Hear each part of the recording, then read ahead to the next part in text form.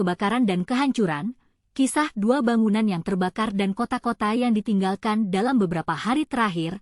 Dua kejadian kebakaran telah terjadi di Jakarta Pusat dan Kabupaten Boyolali. Kebakaran tersebut menghanguskan sebuah kafe dan masjid di area Pos Blok, Pasar Baru, Jakarta Pusat, serta sebuah rumah warga di lereng Gunung Merapi, Desa Tlogolele, Kecamatan Selo, Kabupaten Boyolali. Kedua kejadian kebakaran tersebut menyebabkan kerugian material yang cukup besar. Kebakaran di Pos Blok, Jakarta Pusat pada Selasa, 10 September 2024, sebuah kebakaran telah terjadi di area Pos Blok, Pasar Baru, Jakarta Pusat. Kebakaran tersebut menghanguskan sebuah kafe dan Masjid Al-Abror yang berlokasi tidak jauh dari kafe tersebut. Bagian kafe yang terbakar terlihat ada dinding hangus, sedangkan bangunan masjid bagian belakang ludes terbakar. Kayu-kayu penyangga atap di sisi kanan masjid juga hampir roboh. Bagian atas bangunan tampak berjatuhan di dalam bangunan masjid. Meski demikian, bangunan depan masjid gedung pos ini masih berdiri kokoh. Tanaman dan beberapa pot bunga masih tertata rapi. Sedangkan bagian belakang struktur bangunan mulai rapuh setelah dilalap api. Beberapa kayu menggantung nyaris jatuh. Di depan area masjid terpasang garis polisi.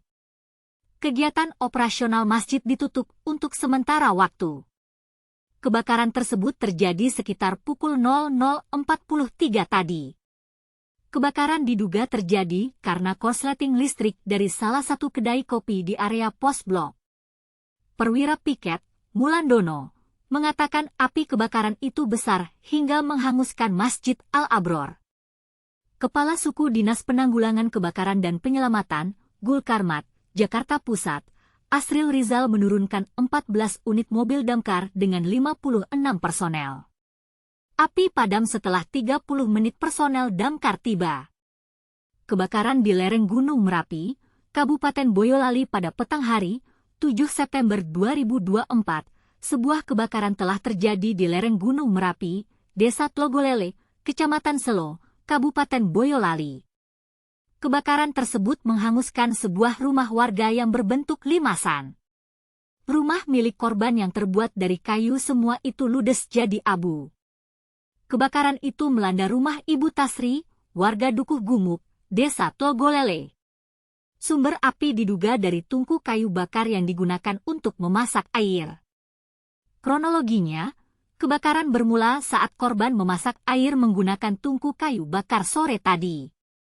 Karena sudah memasuki waktu maghrib, korban kemudian berangkat ke masjid. Selesai salat maghrib, korban pulang dan mendapati sudah terjadi kepulan asap dan api berkobar. Warga sekitar langsung berdatangan dan berusaha membantu korban memadamkan api menggunakan peralatan seadanya. Namun api dengan cepat membesar dan merembet. Sehingga warga pun kesulitan memadamkan. Kota-kota yang ditinggalkan dalam beberapa tahun terakhir, kita telah menyaksikan beberapa kota yang ramai suatu ketika bisa ditinggalkan terbengkalai begitu saja yang berujung membuatnya kosong bak, kota berhantu. Fenomena kota terbengkalai pun ada di berbagai penjuru dunia. Kota terbengkalai yang dulunya kini menggambarkan sekilas masa lalu. Arsitektur zaman dulu yang masih tampak pun menjadi surga bagi para fotografer dan pengalaman bagi wisatawan. Beberapa kota terbengkalai yang menarik perhatian adalah kota Al-Ula di Arab Saudi, kota Al-Jazira di Uni Emirat Arab, Villa Epicuen di Argentina, Skaltubo di Georgia, dan Tianducheng di Cina. Kota-kota tersebut dulunya ramai dan berkembang pesat, namun kini hanya tinggal reruntuhan dan memori masa lalu. Kota Al-Ula memiliki ciri khas berupa lorong-lorong yang berkelok-kelok dan rumah dari bata lumpur kuno. Kota ini dulu ramai sebagai tempat persinggahan penting di rute dupa lebih dari 2000 tahun yang lalu bagi pedagang dan peziarah. Setelah modernisasi pada tahun 80-an, penduduk kota ini pergi untuk mendapat rumah dengan fasilitas lebih baik. Kini, kota tersebut rencananya akan menjadi tujuan wisata dengan mengubah 30 rumah menjadi hotel. Kota Al-Jazira yang berjarak 90 menit dari utara Dubai ini sudah ada sejak abad ke-14. Dulu kota ini merupakan desa nelayan dan pedagang mutiara yang berkembang pesat. Lokasi tersebut kini hanya terdiri dari reruntuhan rumah-rumah dari bata lumpur, masjid yang sunyi, dan pasar-pasar yang terbengkalai. Kota ini mulai ditinggalkan pada tahun 1960-an. Villa Epecuen tenggelam dan berada di dasar danau di kawasan Imereti, Argentina. Selama 2 dekade, jalanan dan struktur bangunan masih ada. Kemudian air danau mulai surut pada awal tahun 2000-an. Hal ini menjadi bukti nyata interaksi antara ambisi manusia dan kekuatan alam.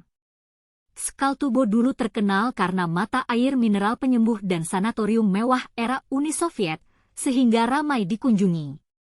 Namun, pada awal tahun 1990-an ketika Uni Soviet runtuh, kawasan ini mulai terbengkalai.